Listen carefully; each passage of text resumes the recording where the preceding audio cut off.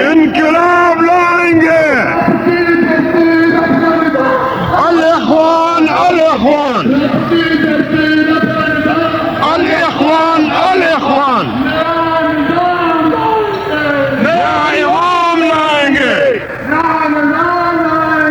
نیا امام لائیں گے.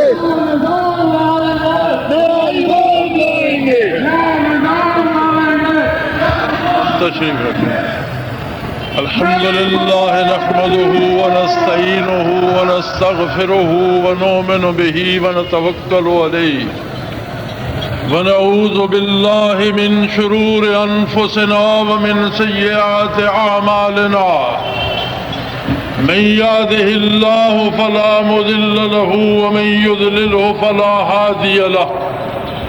ونشهد أن لا إله إلا الله وحده لا شريك له ونشهد أن سيدنا ومولانا محمدا عبده ورسوله. أما بعد فأعوذ بالله من الشيطان الرجيم. بسم الله الرحمن الرحيم. فلا وربك لا يؤمنون حتى يحكموك فيما شجر بينهم ثم لا يجدوا في أنفسهم حرجا مما قضيت ويسلموا تسليما. اللهم سبحانك لا علم لنا إلا ما علمتنا إنك أنت العليم الحكيم.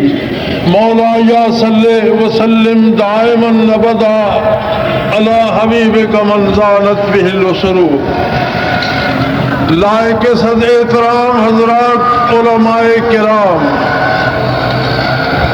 غازیان اسلام، مجاہدین اسلام، جان نثاران محمد الرسول اللہ صلی اللہ علیہ وسلم، السلام علیکم ورحمۃ اللہ وبرکاتہ. حضرات گرامی، میں اس بات پہ دلائل نہیں دینا چاہتا کہ پاکستان نفاذ اسلام کے لیے بنا تھا. یہ بات طے ہے اور گزشتہ نصف صدی سے طے ہے. میں یہ گزارش کرنا چاہتا ہوں کہ جب ہم اسلام کی بات کرتے ہیں تو کیوں حاکمان وقت جو ہم سے زیادہ نمازیں پڑھتے ہیں، وہ حکمران جو ہر رمضان عمرے پر حاضری دینا ضروری سمجھتے ہیں، وہ حکمران جو روزے اظہر پہ حاضری دینا ضروری سمجھتے ہیں، وہ حکمران جو اسلام کا نام لیتے نہیں تھکتے، وہ نفاذ اسلام سے کیوں گھبراتے ہیں؟ نفاذ اسلام سے حکمرانوں کو کیوں خوف آتا ہے، کیوں دہشت آتی ہے، اور اسلام کیا کہتا ہے؟ حضرات گرامی، وطن عزیز اسلام کا گہوارہ تھا. 1000 سال تک اس پر اسلام نافذ رہا، اور تاریخ گواہ ہے کہ غیر مسلموں کو بھی عدل نصیب ہوا، امن نصیب ہوا، اور ان کا جان مال آبرو بھی تحفظ سے آشنا رہا.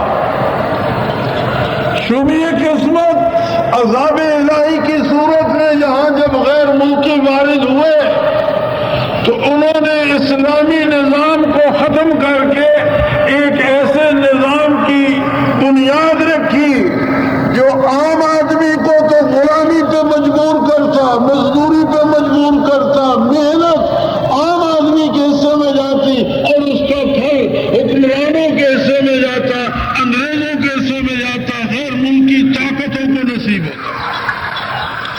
مسلمان وہ واحد قوم ہے جو انگریز کے غلبے ہند سے لے کر تقسیم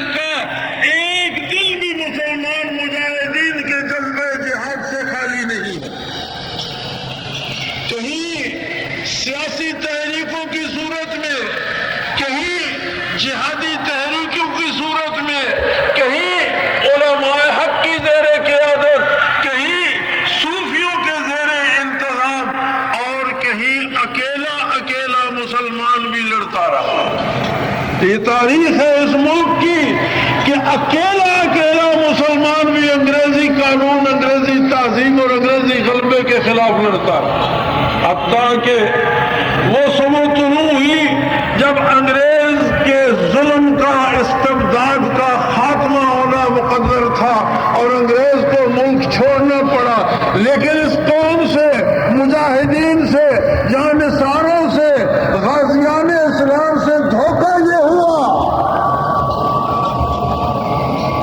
کہ یہ سارا جہاد انگریز کے ظالمانہ نظام کے ساتھ تھا۔ یہ سارا نظام، یہ سارا جہاد اس لیے تھا کہ آمد الناس پر فرعونوں کی صورت میں انگریزی نظام مسلط تھا، عدل کے نام پر ظلم ہوتا تھا، معیشت کو سود کے حوالے کر دیا گیا اور سود میں ڈھال دیا گیا۔ سودی معیشت غریب کا خون نچوڑتی ہے اور مالدار کو اور مالدار کرتی ہے۔ تعلیم کو طبقات میں بانٹ دیا گیا، آمد الناس کے لیے نہ ہونے کے برابر، اور طبقہ خواص جو انگریز کی غلامی میں رنگا گیا، وہ بے غیرت لوگ جو انگریزوں سے جاگیریں لے کر ان کے کتے نے اعلان فخر سمجھتے تھے، وہ جو دین فروش بھی تھے، جو ملت فروش بھی تھے، جو ملک فروش بھی تھے، جنہوں نے قوم سے، دین سے، ملک سے غداری کر کے انگریزی استعمار کو قائم رکھنے کے لیے کوشش کی اور اس کے صلے میں جاگیریں لی، ان کے لیے الگ سے نظام تعلیم بنائے گئے۔ ان کے بچے خاص سکولوں میں پڑھتے اور وہاں سے باہر ملکوں کی یونیورسٹیوں میں چلے جاتے اور آ کر ارکان حکومت میں شامل ہو جاتے۔ شومی قسمت دیکھیے، انگریز دفع ہو گیا، لیکن انگریز کا وہ لعنتی اور ظالمانہ نظام ہمارے گلے پڑ گیا، اور انگریز کی جگہ مقامی حکمرانوں نے لے لی، انگریز کی جگہ مقامی سیاستدانوں نے لے لی، انگریز کی جگہ مقامی مفاد پرستوں نے لے لی، جن کے نام تو اسلامی تھے، کردار کافرانہ تھے۔ میں حکمرانوں کو مسلمان مانتا ہوں اور میں سیاستدانوں کو مسلمان مانتا ہوں جو اسلام کا دعویٰ کرتے ہیں، لیکن میرے ماننے سے، آپ کے ماننے سے، کسی اور کے ماننے سے کیا ہوگا؟ ماننا تو اس رب العالمین کو ہے جس کی بارگاہ میں سب کو حساب دینا ہے، اور وہ اپنی ربوبیت کی قسم اٹھا کر کہتا ہے کہ وہ لوگ مومن نہیں ہو سکتے، کوئی بھی ایماندار نہیں ہو سکتا جب تک وہ اپنے معاملات میں، اپنے امور سلطنت میں، اپنے لین دین میں، اپنی معاشیات میں وہ نظام نہ لے آئے جو محمد الرسول نے عطا فرمایا۔ فَلَا وَرَبِّكَ لَا يُؤْمِنُونَ حَتَّى يُحَكِّمُوكَ فِيمَا شَجَرَ بَيْنَهُمْ، جب تک تیری حکمرانی تسلیم نہ کرے، جب تک کہ میرے حبیب تیرا لایا ہوا نظام نافذ نہ کرے، جب تک قرآن و سنت کو اپنا نظام قبول نہ کرے، اس پر ہمیں پیرا نہ ہو، وہ رب العالمین کہتا میں انہیں مسلمان نہیں مانتا۔ وہ انہیں بھی مسلمان نہیں مانتا جو مجبوراً مانے، وہ فرماتا پھر ثم لا یجدوا فی انفسہم حرجا مما قضیت، اگر تو کسی کو سولی پہ لٹکائے جانے کا حکم دے، وہ سولی پہ جھول جائے اور اس کے دل میں حرف شکایت پیدا نہ ہو۔ ہم کسی کے خلاف نہیں کر رہے، ہم کسی سے جنگ نہیں لڑ رہے، ہم کسی کی فتح و شکست کی بات نہیں کر رہے، ہم تو اہل اقتدار کو بھی اس کی بارگاہ میں مسلمان ثابت ہونے کا مشورہ دے رہے ہیں۔ ہم تو یہ چاہتے ہیں کہ معاشی نظام کو اسلام کے تابع کیا جائے اور سودی نظام ختم کیا جائے جو اللہ اللہ کے رسول کے ساتھ اعلان جنگ ہے۔ حکومت کیوں نہیں کرتی؟ کیا پاکستان کے بینک سود کے سوا بیٹھتے تو بہت سے پڑھے لکھے دوست بیٹھے ہیں، میں دعوے سے کہتا ہوں کہ پاکستانی بینک سود پر آج بھی نہیں چل رہے۔ کیا پاکستانی بینک اتنا سود جمع کر لیتے ہیں جتنے قرضے دے کر معاف کرتے ہیں؟ سود تو لیا جاتا ہے غریب سے، جس کا مکان گر گیا اسے 5,000 قرض ملا، اس سے سود لیا جاتا ہے۔ جو لاکھوں میں لے لے گا وہ سود دے گا، جو کروڑوں اور اربوں میں لیتے ہیں ان سے سود نہیں لیا جاتا، ان کو قرضے معاف کیے جاتے ہیں۔ اور پاکستان کی تاریخ میں جتنے قرضے معاف ہوئے اتنا کیا بینکوں نے سود کمایا؟ ہرگز نہیں۔ تو پھر اسے اسلامائز کرنے میں کیا حرج ہے؟ حرج یہ ہے کہ آج سودی بینک ہے، اربوں لے لیتے ہیں برسر اقتدار لوگ اور کھا جاتے ہیں۔ عام آدمی سنتا ہے، وہ کہتا ہے کہا کرو جیسا بینک بے ایمان تھا ویسا وہ دوست تھا، وہ کھا گیا۔ اگر بیت المال بن جائے، اس کا ایک آنا بھی کوئی کھائے گا تو ایک فقیر بھی اٹھ کر کھڑا ہو جائے گا کہ بیت المال سے کوئی نہیں کھا سکتا۔ یہ نہیں کہ بینک سودی نظام کے سوا نہیں چل رہے، حکمرانوں کی اور مقتدر طبقے کی اور طبقے خواص کی عیاشی اور لوٹ مار ختم ہو جاتی ہے اگر بینکوں کو اسلامائز کیا جائے اور معاشی نظام اسلامی لایا جائے۔ آج اس ملک کا غریب 70% ٹیکس دیتا ہے ضروریات زندگی میں۔ 1.5 گز کپڑا جو کفن کے لیے چاہیے اس پر آپ ٹیکس گننا شروع کیجئے تو زمین پر مالیہ ہے، ٹریکٹر کی قیمت میں ٹیکس شامل ہے، تیل میں ٹیکس شامل ہے، کھاد میں ٹیکس شامل ہے، بجائی کے بیج میں ٹیکس شامل ہے، بجائی کی مشین پر ٹیکس ہے، کٹائی کی مشین پر ٹیکس ہے، بنولا ارادہ کرنے کے کارخانے پہ ٹیکس ہے، روئی صاف کرنے والے پہ ٹیکس ہے، سوت بنانے والے پہ ٹیکس ہے، کپڑا بنانے والے پہ ٹیکس ہے، کپڑا بیچنے خریدنے پہ ٹیکس ہے، پھر مارکیٹ پہ ٹیکس ہے، شہر سے شہر لے جانے پہ ٹیکس ہے۔ 2.5 گز کپڑا کفن کے لیے لینا ہو، 2.5 روپے کا کپڑا ہوتا ہے اور وہ 25 روپے میں ملتا ہے، 22.5 روپے اس پر ٹیکس ہوتا ہے۔ اسلامی نظام معیشت اس ناجائز ٹیکسیشن سسٹم کو ختم کر دیتا ہے۔ اسلامی نظام معیشت یہ کہتا ہے کہ ملک کی ساری انڈسٹری میں 70% سرمایہ قومی خزانے کا ہے۔ اسلام اس سے سود نہیں لیتا، اسلام اسے کہتا ہے کہ سروسز چارجز لے کر باقی جتنا سرمایہ تیرا ہے اتنا منافع تو لے، جتنا سرمایہ قوم کا ہے اتنا منافع قوم کو دے۔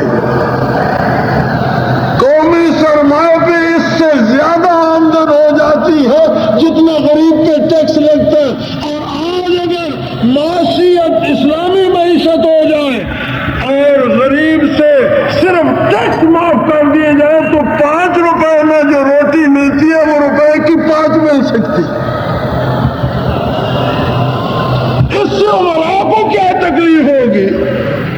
عمرا اس بات سے ڈرتے ہیں کہ جب فقیر کا پیٹ بھرے گا تو ہماری طرف بھی دیکھے گا، ہم سے بھی پوچھے گا تم کیا کر رہے ہو۔ اس کو افلاس کی زنجیروں میں جکڑے رکھو، اس کو مرنے دو بھوک سے، اس کو پریشان ہونے دو باپ کی لاش پر، اس کو بری کھانسی ماں کے لیے دوائی مت دو، اس کے بچے کو جاہل رہنے دو، اس کو بچے کے لیے غذا اور دوا بھی نہ دو، یہ اپنی پریشانی سے سر اٹھا نہ سکے۔ لیکن کیا یہ مخلوق حکمرانوں کی ہے؟ یہ رب العالمین کی مخلوق ہے اور پروردگار عالم جو فرعون کے لیے موسیٰ پیدا کر دیتا ہے وہ ہر ظالم کے لیے جواب پیدا کرتا ہے۔ ہر ظلم کی ایک حد ہوتی ہے اور اس حد پہ پہنچ کر اسے ٹوٹ جانا ہوتا ہے۔ ہر شب تاریخ کا ایک وقت ہوتا ہے، پھر سحر طلوع ہوتی ہے۔ ہر زیادتی کی ایک انتہا ہوتی ہے، وہاں جا کر وہ ختم ہو جاتی ہے اور اللہ اسلام اب اس ظلم کے ختم ہونے کا وقت آ پہنچا ہے۔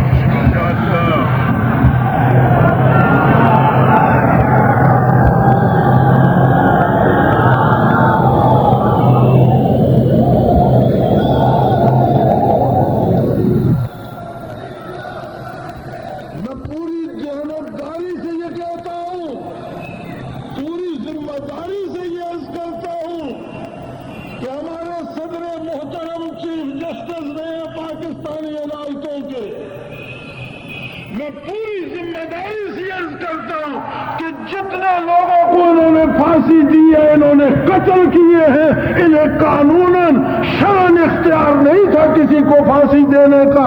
جان وہی لے سکتا ہے جس نے جان دی ہے۔ انگریز کے ظالمانہ قانون کے تحت عدالتیں چلانا بھی ظلم ہے، وہ عدل نہیں ہے۔ عدل صرف وہ ہے جو قرآن میں ہے، سنت میں ہے، اس کے بعد سارا ظلم ہے۔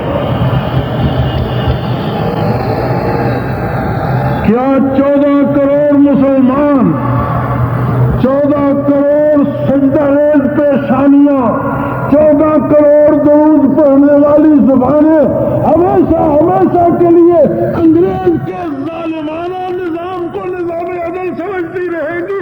ہر کس نے اب اس کا انکار کرتے اور اعلان کرتے ہیں کہ یہ ظلم ہے، ظلم ہے، ظلم ہے، اسے ختم کیا جائے اور اسلام کا عادلانہ نظام دیا جائے۔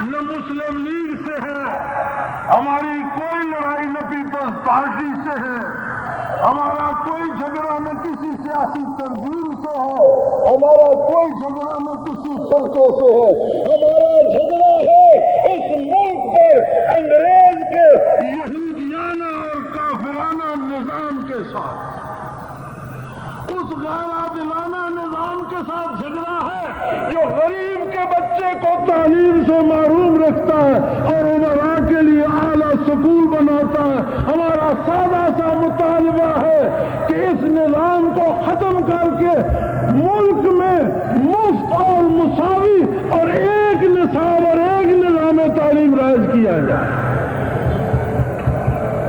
جو حکومت اقتدار کے مزے لوٹتی ہے اس کی ذمہ داری ہے کہ ملک کے رہنے والوں کو بچوں کو تعلیم فراہم کرے۔ بڑی سادہ سی بات ہے، زماں کو جگہ چاہتا کو نشتہ منہ خدا ظالمانہ نظام ختم کر گاڑو، میں خبروں کو نشتہ، میں چاہتا لڑائی کو نشتہ، دو خبر دے کہ منہ زندہ ہے تو نظام نہ پاتے سی انشاءاللہ عزیز۔ اور بڑی سادہ سی بات ہے، مسلم لیگ کی حکومت ہے اور مسلم لیگ والے بڑے فخر سے کہتے ہیں کہ ہم پاکستان بنانے والی جماعت ہے۔ ماشاء اللہ، الحمدللہ، پاکستان بنانے والی جماعت کو یہ زیب دیتا ہے کہ پاکستان کو اس کی منزل پر بھی پہنچائے۔ ہم آپ سے اقتدار نہیں چھینتے، آپ اقتدار کا حق تو ادا کریں۔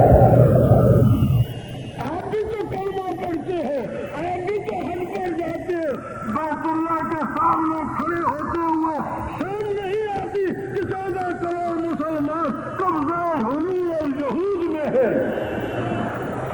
کس منہ سے روزے اثر پہ جاتے ہو؟ کس حال میں روزے اثر پہ حضوری نصیب ہوتی ہے جبکہ تمہارے جہازوں میں غریبوں کا خون جلتا ہے؟ بے نوا، بھوکے، مفلس اور تعلیم کو ترستے اور بلکتے ہوئے بچوں کے حق کو تم جہازوں میں اڑا کر لے جاتے ہو۔ کس منہ سے حرم کو جاتے ہو جب اطاعت تمہیں واشنگٹن ڈی سی کی کرنا ہوتی ہے؟ حرم کس منہ سے جاتے ہو؟ یہ ہمیشہ نہیں رہے گا۔ برادران اسلام، سادہ سی گزارش ہے کہ ہم بڑی سادہ سب سے پہلے معاشی نظام کو اسلامی کیا جائے، عدالتی نظام کو اسلامی کیا جائے، تعلیمی نظام کو اسلامی کیا جائے اور سیاست کو اسلام کا مرہون ملت بنایا جائے۔ اللہ کی قسم دین اسلام کسی حبشی کو بادشاہ اور امیر بنا دے اور اس کی غلامی فخر سمجھے گی۔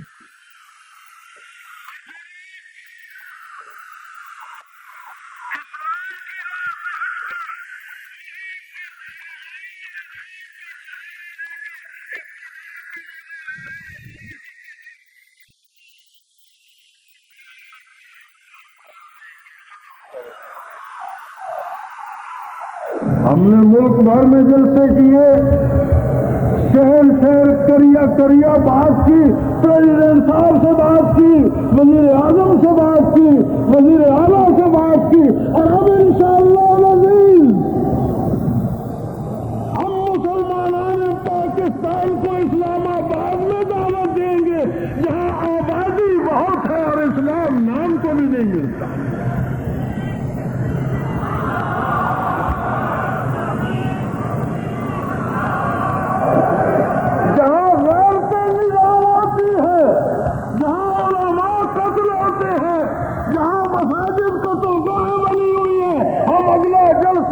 اسلام آباد میں کریں گے اور وہ جلسہ محدود عرصے کے لیے نہیں ہوگا، وہ تب تک جاری رہے گا جب تک مکمل اسلام نافذ نہ ہو جائے۔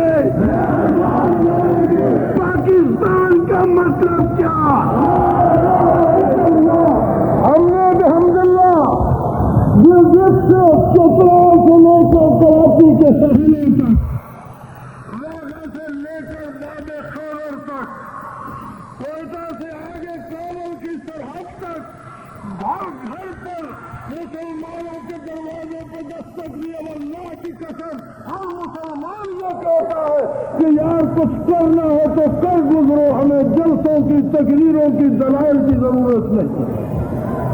ہم حاکمان وقت سے گزارش کرتے ہیں کہ اسلام تمہارے دلوں کا محتاج نہیں ہے، اسلام تمہاری اسمبلی اور سینٹ کا محتاج نہیں ہے۔ شیشان کی نوزائیدہ ریاست جو کل سوشلسٹ کا پیٹ پھاڑ کر مجاہدین اسلام نے روس کے پیٹ سے نکالی، اس کی اسمبلی نے تو بڑا سادہ سا اعلان کر دیا، کوئی بل نہیں بنایا، کوئی ترتیب، کوئی لمبا ڈرافٹ نہیں بنایا، سادہ سا اعلان تھا کہ آج سے شیشان کا قانون قرآن و سنت ہوگا۔ بات تھا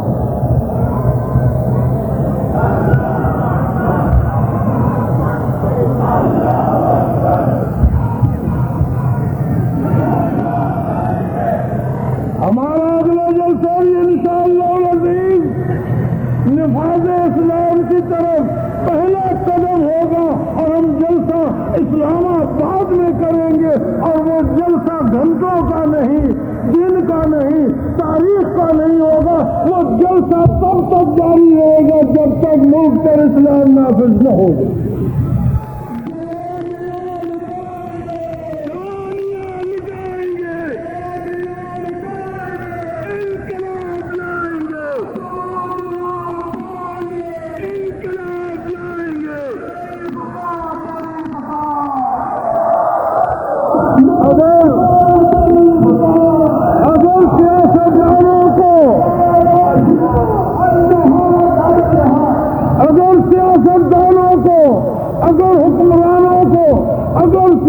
جماعتوں کو اسلام نافذ نہیں کرنا ہے تو پھر انہیں 14 کروڑ مسلمانوں کے لیے اسلام آباد میں جیلیں بھی بنانا ہوں گی، قبرستان بھی بنانا ہوں گے، ہمارے کفن دفن کا اہتمام بھی کرنا ہوگا۔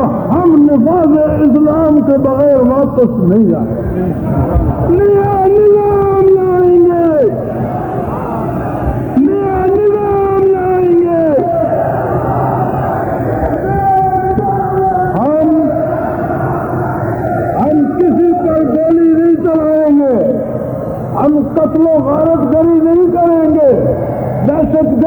ہمارا موضوع نہیں ہے. ہم دہشت گردی روکنے والے ہیں, ہم قتل و غارت گری روکنے والے ہیں, ہم انصاف کے طالب ہیں, حق اور انصاف کے لیے. لیکن اگر کسی نے ہم پر قتل و غارت مسلط کیا تو ہمیں قتل کرنا آسان نہیں ہوگا.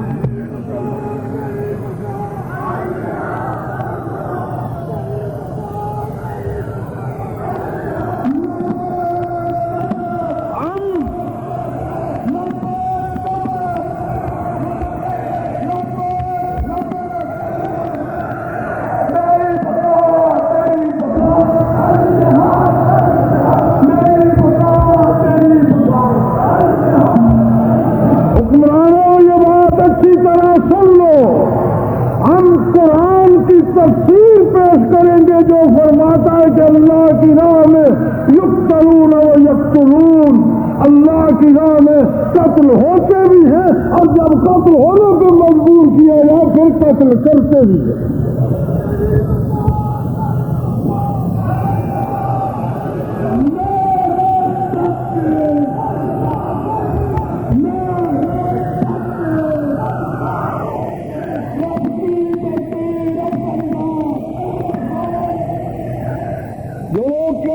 پاکستان ٹوٹ جائے گا, وہ میری بات بڑی توجہ سے سنے. اب انشاءاللہ ٹوٹنے کی باری ہندوستان کی ہے, اب ٹوٹنے کی باری اسرائیل کی ہے. اب انشاءاللہ امریکہ ٹوٹے گا, پاکستان نہیں ٹوٹے گا.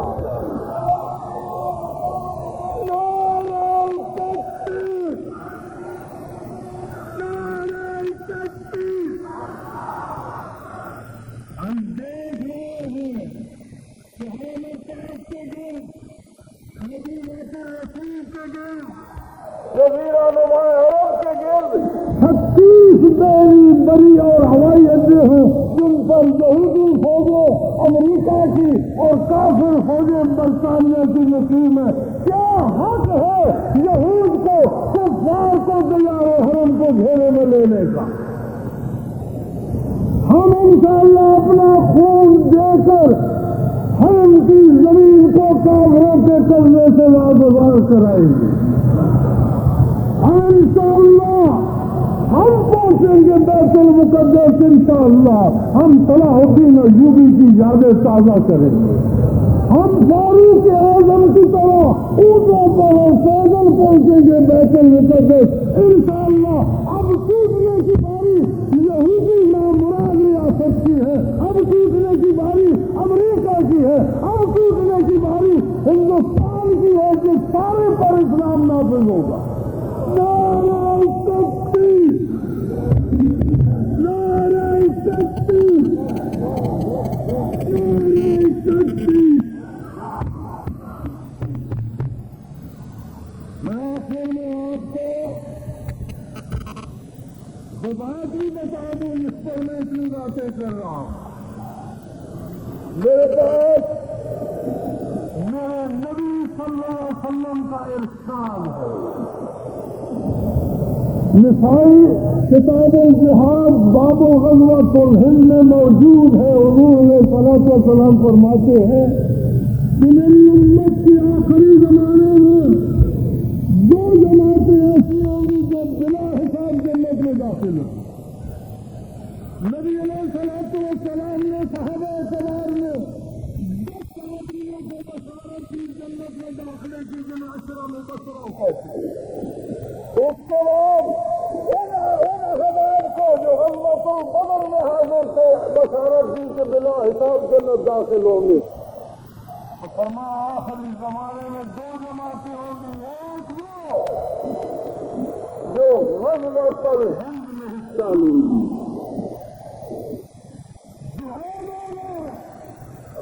اسلام نافذ ہوگا, اور نبی علیہ السلام نے پاکستان یا پنجاب یا سرحد کی بات نہیں فرمائی, کشمیر کی بات نہیں کی, الہند فرمایا. الہند کابل سے لے کر برما تک اور ہمالیہ سے وطن تک بڑے صغیر کا نام ہے, جس پر پیشگوئی موجود ہے محمد رسول اللہ کی کہ غزوۃ الہند ہوگا, جہاد ہوگا, مسلمان شہید ہوں گے، کافروں کے گلے کٹیں گے اور ایک سرے سے دوسرے سرے تک اسلام نافذ ہوگا. اور اللہ ہمیں ان مجاہدوں میں شریک ہونے کی سعادت نصیب کرے.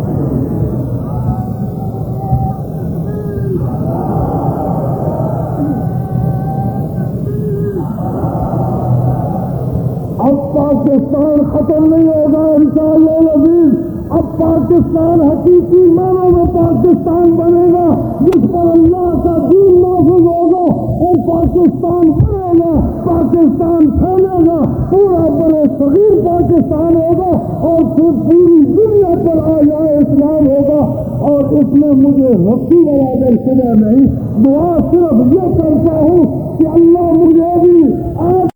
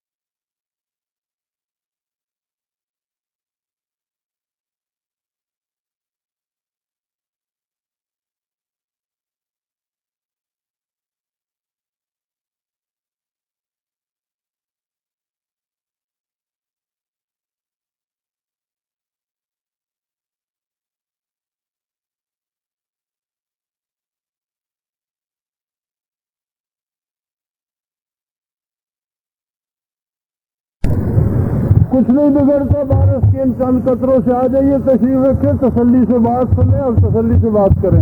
آ جائیے سڑک پر کھڑے نہ ہو.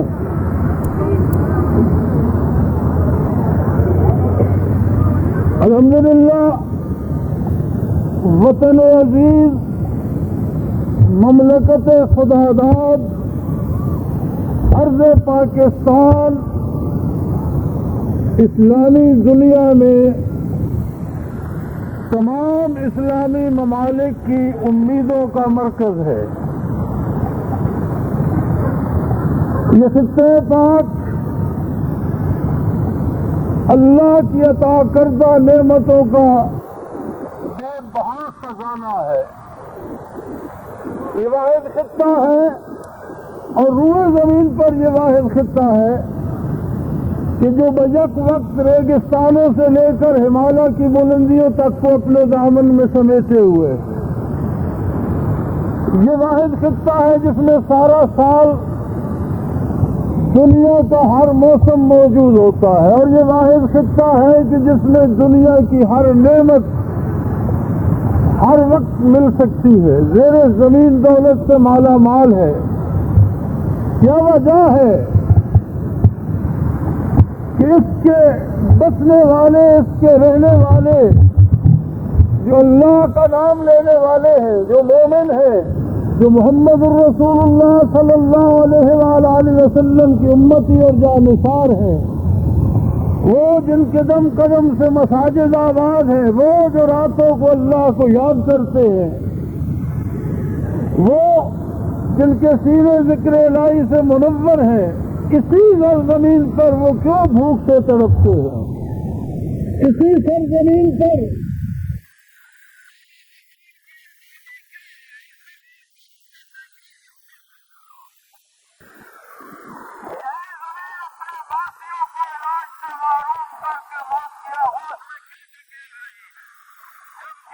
دامن وسائل سے مالا مال ہے۔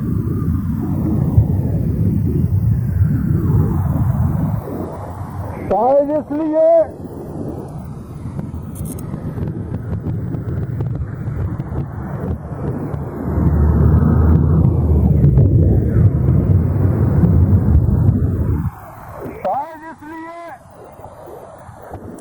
کہ اس کے سکوت ہونے کے دعویدار جو بارش کے چند قطرے برداشت نہیں کر سکتے، وہ دارالکفر کے ظالمانہ نظام کی یلغار کے سامنے کیسے ثابت قدم رہ سکتے؟ ہم سب اسی تباہی کا شکار ہیں کہ ہمارے اندر بزدلوں کی کثرت ہے اور کمزور ہم میں زیادہ ہے۔ ہم اس لیے محروم ہیں کہ ہم میں بڑھ کر چھین لینے کی قوت مفقود ہو چکی ہے۔ زندہ قومیں گولیوں کی بارش میں ثابت قدم رہا کرتی ہیں، اور غلام بادل کے چند قطروں میں بھاگ جایا کرتے۔ اپنے آپ کو گن کے اور شمار کر کے دیکھ لو کہ آپ میں بھاگنے والے کتنے اور ثابت قدم رہنے والے کتنے۔ یہی نسبت مردان حر کی اور غلاموں کی اس قوم میں ہے۔ لیکن یاد رکھو، مردان حر ہمیشہ تعداد میں تو کم ہوا کرتے ہیں، لیکن کارکردگی میں کربلائیں سجا دیتے ہیں۔ اللہ کے آزاد منش بندے، اللہ پر بھروسہ کرنے والے اور جرت مند لوگ گنتی میں کم ہوا کرتے ہیں، لیکن وہ دنیا پہ بھاری ہوا کرتے ہیں۔ یاد رکھیے، یہ وطن عزیز کسی کے باپ کی جاگیر نہیں ہے، اور کسی کے باپ نے اسے فتح نہیں کیا، بلکہ اللہ کے بندوں نے اور عام لوگوں نے جانے دے کر یہ ملک حاصل کیا۔ آج کے مطلب سیاست پر جو لوگ چھائے ہوئے ہیں، نہ ملک بننے میں ان کے خون کا کوئی قطرہ کام آیا، اور نہ ملک کی جنگوں میں ان کے خاندان کا خون کا کوئی قطرہ گرا۔ جنہوں نے قربانیاں دی، جنہوں نے جانیں دی، جنہوں نے گردنیں کٹائی، ان کے بچے تعلیم سے محروم ہیں، ان کے والدین علاج سے محروم ہیں، ان کے گھروں میں چولہا نہیں جلتا، اور ایک طبقہ جو انگریز کا کاسا لیس تھا، جو غدارانہ قوم سے عبارت تھا، مختلف سیاسی جماعتوں کی آڑ میں اس ملک پر مسلط ہے۔ عجیب بات ہے کہ دنیا کا وسائل کے اعتبار سے عجیب ترین ملک ہے،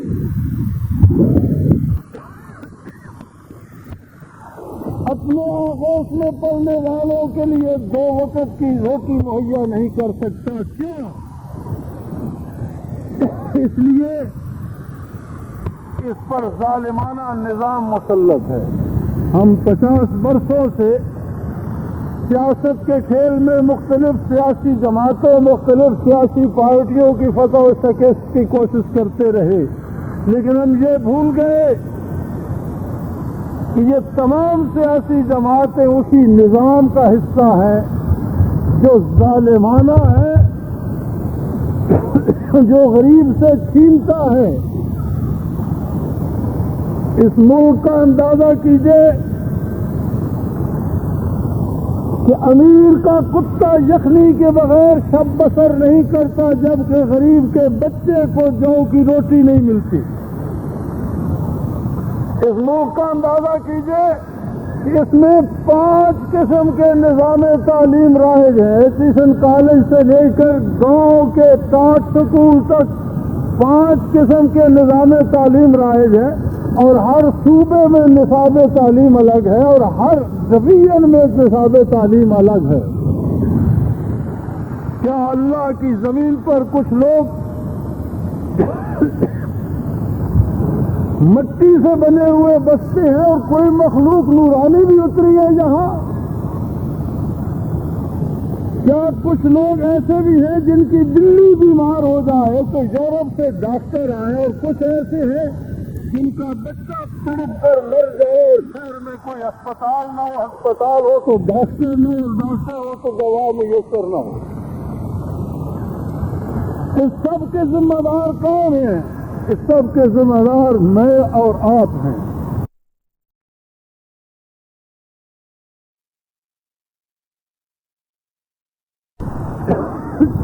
کہ میں ظلم کرنے والے اس کے ذمہ دار ہیں، یہ درست ہے کہ وہ تو ذمہ دار ہیں، لیکن ہم کیا کر رہے ہیں؟ کیا ہم انہی ظالموں کی مدد نہیں کر رہے؟ کیوں یہ وطن حاصل کیا گیا تھا؟ کس لیے لاکھوں جانوں کی قربانی دی گئی؟ یہاں جو لوگ تشریف فرما ہیں میرے ساتھ، جنہوں نے ملک بنتے دیکھا، انہیں یاد ہوگا کہ اسی لاہور سے وہ پہلے آتی تھی جہاں دوستی کی گاڑیاں چلتی ہیں، جن میں ایک ڈرائیور زندہ ہوتا تھا اور پوری ریل لاشوں سے کٹی پڑی ہوتی تھی، اور سمجھ نہیں آتی تھی کہ ٹانگیں کس وجود کی ہیں اور بازو کس کے ہیں۔ صرف لاشیں نہیں ہوتی تھی، لاشوں کے بھی ٹکڑے ہوتے تھے، اور اوپر پرچی لگی ہوئی ہوتی تھی کہ اسے صاف کر کے بھیج دو تاکہ دوسری گاڑی بھیجی جا سکے۔ اس لیے لوگ کس لیے جانے دے رہے تھے؟ اس لیے کہ اس خطے پاک پر اللہ کا اور محمد الرسول اللہ صلی اللہ علیہ وسلم کا عادلانہ نظام نافذ ہو، اس لیے کہ لوگ بندوں کی غلامی سے، انگریز کی غلامی سے، ظالم کی غلامی سے، جاگیردار کی غلامی سے، وڈیرے کی غلامی سے، بے دین اور بدکار کی غلامی سے، فرعونوں کی غلامی سے آزاد ہو کر اللہ کے بندے بن کر زمین پر زندہ رہ سکے۔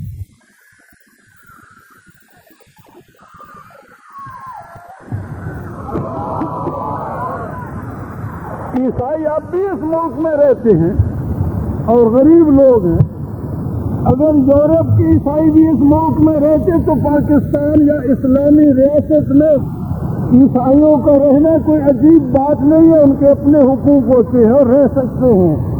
سارا مقابلہ یہ تھا کہ یورپ والوں نے جو ظالمانہ نظام مسلط کیا ہے، جس میں یورپ کے لوگ حکمران تھے اور یہاں کا ہر باسی ان کا زرخرید غلام بنا ہوا تھا، وہ ظالمانہ نظام دور کیا جائے اور اس کی جگہ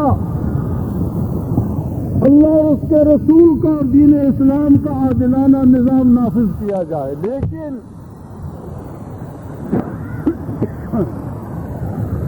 50 برسوں میں ہر آنے والے کو وہی نظام راس آیا، اس لیے کہ حکمرانوں کو اس نے انگریز کی جگہ بٹھا دیا، اور وہ مفادات جو غیر ملکی حکمرانوں کو حاصل تھے وہ ملکی حکمرانوں کو حاصل ہو گئے، وہ اپنی عیش میں ڈوب گئے اور عام آدمی غلامی کے بدترین اندھیروں میں غرق ہونے لگ گیا۔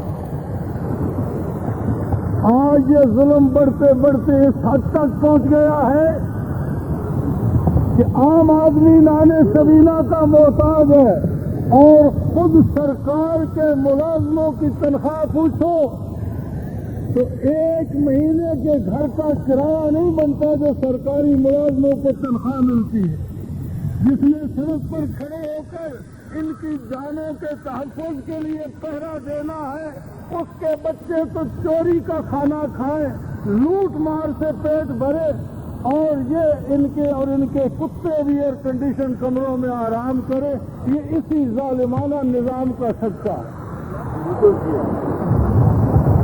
پاکستان اس لیے حاصل کیا گیا تھا کہ انگریز نے یہاں سودی نظام مسلط کیا ہے، جو غریب کا خون نکال کر چوس کر امیر کو امیر تر کرتا چلا جاتا ہے۔ یہ ظالمانہ نظام ختم کیا جائے اور اسلام کا عادلانہ معاشی نظام جو ہے وہ لوگوں کو عطا کیا جائے،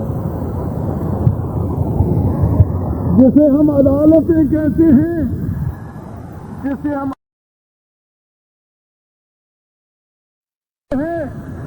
عدلیہ کے پاس جو کچھ ہے وہ بھی ظالمانہ ہے۔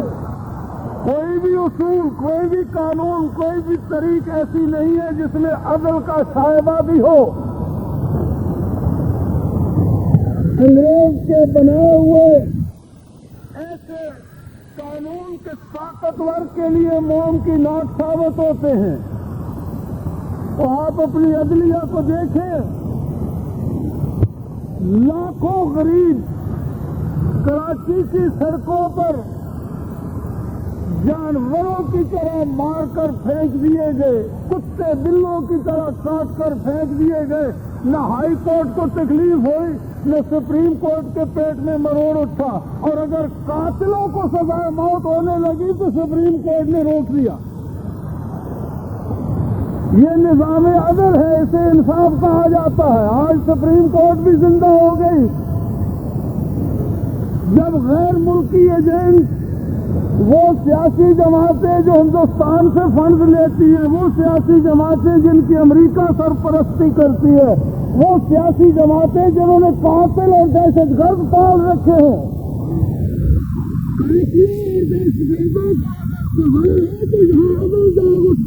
اور غریب مرتا رہے تو عدلیہ کی انداز پر جی نہیں رہی۔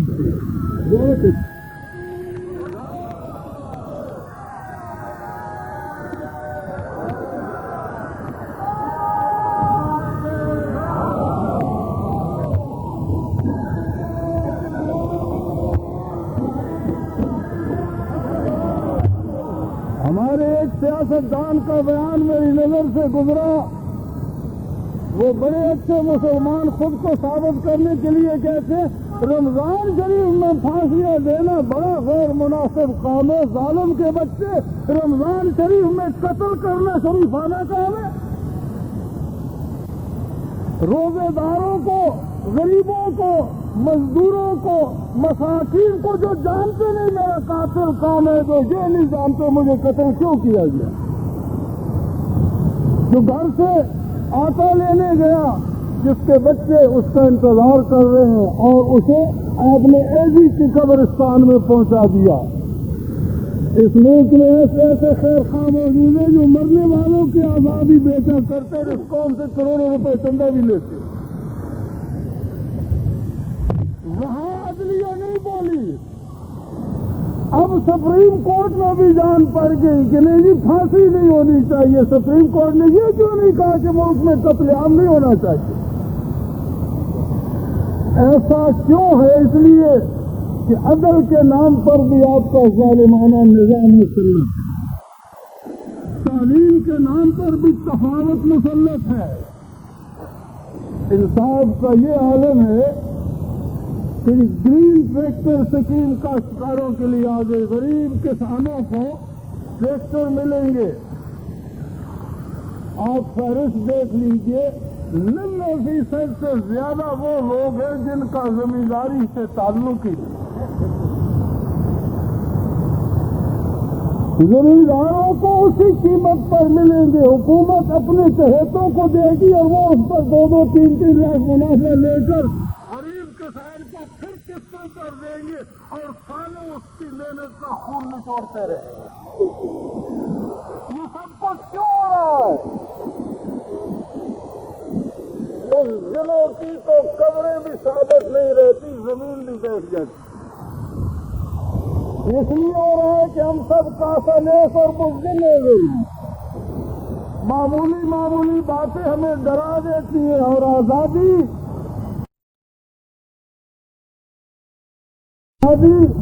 جہاد سے حاصل ہوتی ہے. آزادی محنت جرت اور ہمت سے حاصل ہوتی ہے. اور آزادی صرف حاصل کی نہیں جاتی. یہ کوئی ایسی چیز نہیں ہے جو خرید کر گھر میں رکھ دی جائے. یہ غلے کی بوری یا کوئی کمبل یا کوئی چارپائی یا صوفہ نہیں ہے کہ آپ خرید کر رکھ لیں.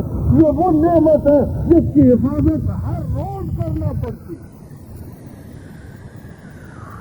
زندہ قومیں زندگی کی حفاظت ہر آن کیا کرتی ہے. اور جن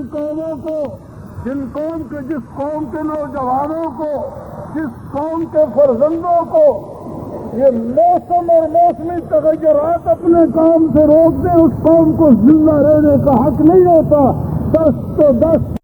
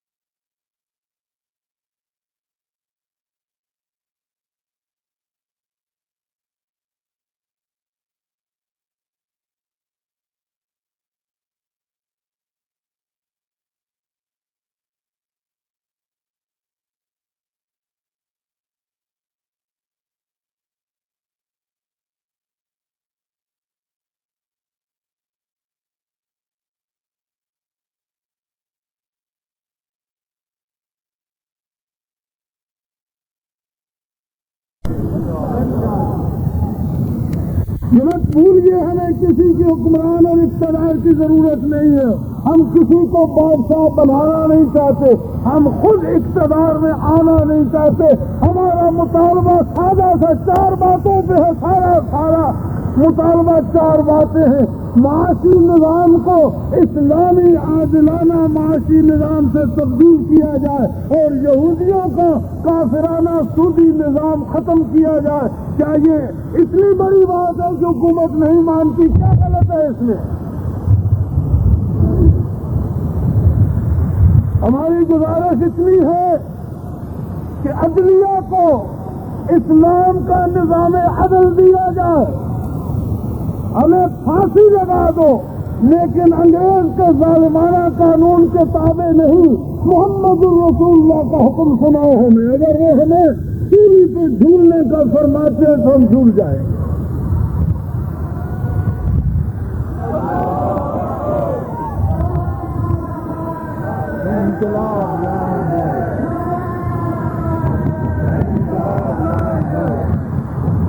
ہماری گزارش یہ ہے کہ تعلیمی نظام کو مساویانہ اور عادلانہ بنایا جائے. پورے ملک میں ایک قسم کے سکول ہو اور ایک نصاب تعلیم ہو. شہنشاہ سے لے کر غریب کا بیٹا تک ایک جیسی تعلیم حاصل کرنے کے بجائے. کیا یہ ہر شہری، ہر پاکستانی، ہر مسلمان کا حق نہیں ہے؟ چوتھی گزارش ہے ہماری کہ ہم پر اسلام کا سیاسی نظام نافذ کیا جائے. اللہ کی قسم اسلام کا نظام کسی حبشی غلام کو ہم پر امیر بنا دے ہم اس کی اطاعت کرنا فخر سمجھیں. لیکن قرآن کے حوالے سے، سنت کے حوالے سے، دین کے حوالے سے اس نظام کو قائم کیا جائے. آج ہمیں یورپ اور امریکہ کی مثالیں دی جاتی ہیں. جب اسلام دنیا کو تہذیب سکھا رہا تھا، یورپ والے اپنے ڈارک ایجز میں تھے، اندھیروں میں ڈوبے ہوئے تھے، اور امریکہ کو دا وائلڈ ویسٹ، وحشی مغرب کہا جاتا تھا. یہ مغرب یہ جس کی مثال دی جاتی ہے یہ اسلام کے خوشاچین ہیں، اور انہوں نے اسلام کے دامن سے وہ چیزیں چنی ہیں جو انہیں دام عروج پر لے گئی. اور افسوس کہ مسلمان خود اسلام سے دور ہو کر کافروں کی غلامی میں بھٹک گیا. جس قوم کے جرنیلوں کا راستہ بھی بارش روک دے، جس قوم کے جوانوں کو بارش کے قطرے میدان سے بھگا دے، کیا اسے آزاد رہنے کا حق رہ جاتا ہے؟ لیکن یاد رکھو سارے لوگ بھاگنے والے نہیں ہیں. اسی زمین پہ وہ لوگ بھی بستے ہیں جو بارش کے قطرے نہیں، گولیوں کی بارش میں بھی انشاءاللہ نہیں بھاگیں گے.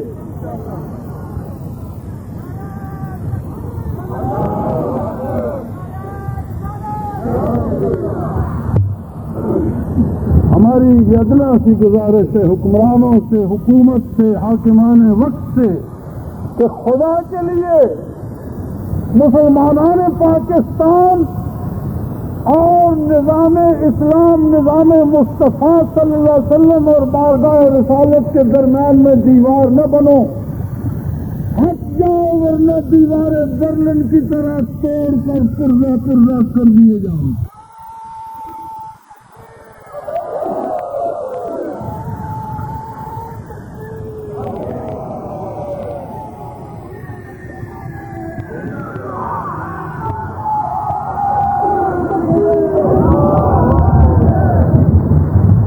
دوستوں کو زیادہ اسماعیل میں نہیں ڈالنا چاہتا.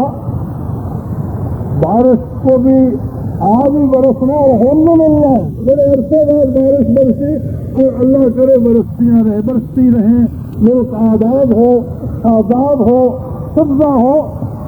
لیکن میری گزارش یہ ہے کہ یاد رہے الاخوان کسی دہشت گرد یا بدامنی پیدا کرنے والی تنظیم کا نام نہیں ہے، بلکہ ہم دہشت گردی کو مٹا کر امن قائم کریں گے. اور انشاءاللہ اس کے لیے اگر ہمارا خون لگا، ہماری جانوں کا نذرانہ لگا تو ہم دیں گے.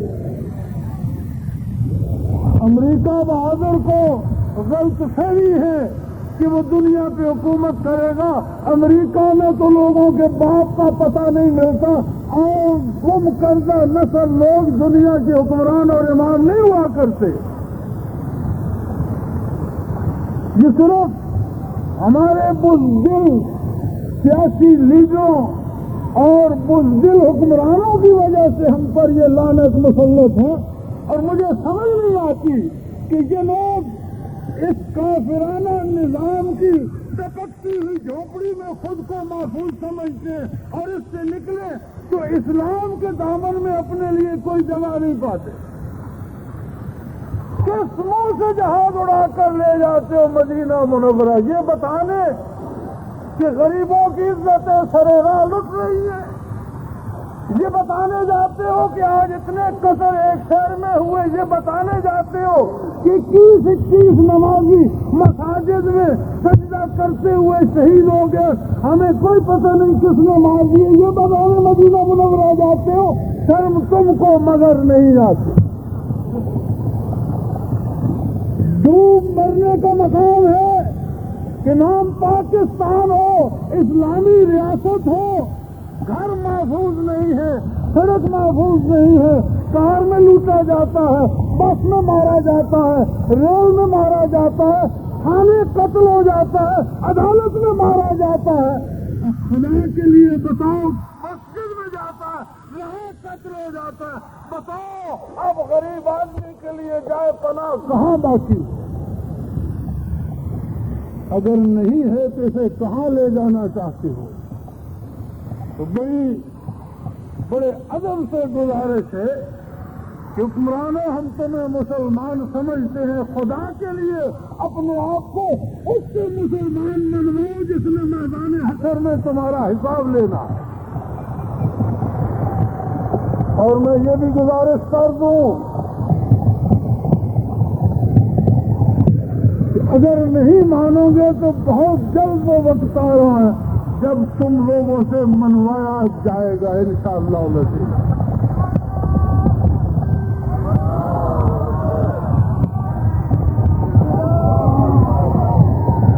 اللہ کریم اور دوست